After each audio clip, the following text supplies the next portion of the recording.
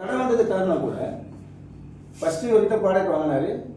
நம்ம நரேன் சார் கிட்ட வந்து பிளான் பார்த்தாரு. பிளான் பார்க்கும்போது சேரை குறுக்க போட்டோம். அவர் ஏந்து போக முடியல, ஏந்து போக நிச்சாரு. ஆனால் ஏந்து போக முடியல. அப்புறம் என்ன பண்ணார், அவருக்கு வந்து இந்த நெட்ஒர்க்கு இந்த மாதிரி டைரக்ட் செல்லிங் எம்எல்எம்னா அவருக்கு பிடிக்காது. அதனால் வந்து என்ன பண்ணார், எஸ்கேப் ஆகிடலாம் தான் நினைச்சார்.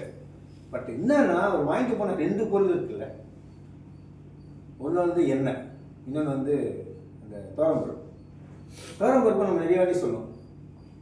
அதாவது வந்து நாட்டுப்பருப்பு, அது வந்து அன்பாலிஸ்டு, சுப்ரியர் குவாலிட்டி. நீங்கள் இது 3மே இல்லை, முதல்ல அந்த தலைப்பிலே கொடுத்துருக்கோம். இது நீ எங்கேயுமே மார்க்கெட்டில் கிடைக்காத ஒரு அற்புதமான தோரம்பருப்பு நம்ம கிட்ட தான் இருக்குது இப்போதைக்கு.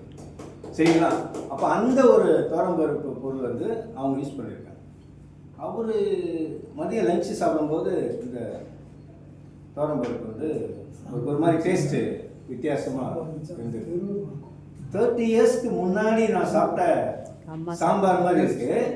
இது எங்கே வாங்கின பருப்புன்னு அவங்க கேட்டேன். கிரேஸில் வாங்கினேன்னு கேட்டேன். கிரேஸ் அவங்க வீட்டு பக்கத்தில் இருக்கு. இல்லைங்க, நீங்கள் ஒரு மீட்டிங் கூப்பிட்டு போனீங்கல்ல, நம்ம கூட வெளியே வர முடியாமல் பண்ணிட்டாங்கல்ல, அந்த இடத்துல நம்ம போகும்போது 2 பொருள் வாங்கி போகலான்னு சொன்னேன்ல, அந்த தோரம் பருப்பு தான் இந்த தோரம் பருப்பு அவங்க சொன்ன உடனே அவருக்கு ரொம்ப சந்தோஷமாயிடுச்சு. திருப்பி நைட்டு போய் அந்த சாம்பார் சாப்பிட்ருக்காரு.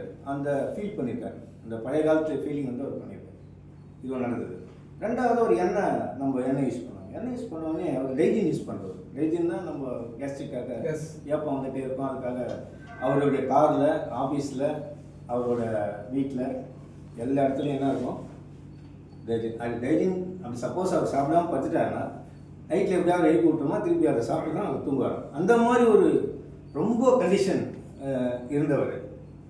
இந்த 2-3 நாளாக அவர் வந்து டைஜினை மறந்துட்டார். அவருக்கு அந்த இப்போ எடுக்கணும்னு தோணலை. இன்னும் ரீசன்ட்டு போயிட்டு ஒய்ஃப்கிட்ட கேட்டார், நான் டைஜின் எடுக்க தோணலை, என்ன விஷயம்னா, அதாங்க 2 பொருள், இன்னொரு பொருள் எண்ணெய். இந்த எண்ணெய் யூஸ் பண்ணுறதுலேருந்து அவருக்கு வந்து அந்த மருந்து கேஸ்ட்ரிக்கான பொருள் தேவைப்படுது. ஸோ அப்போ ஒரு முடிவு பண்ணிட்டாரு, நேராக இந்த 2 பொருள் என்னோட ஹெல்த்தை பாதுகாத்துருக்கேன்.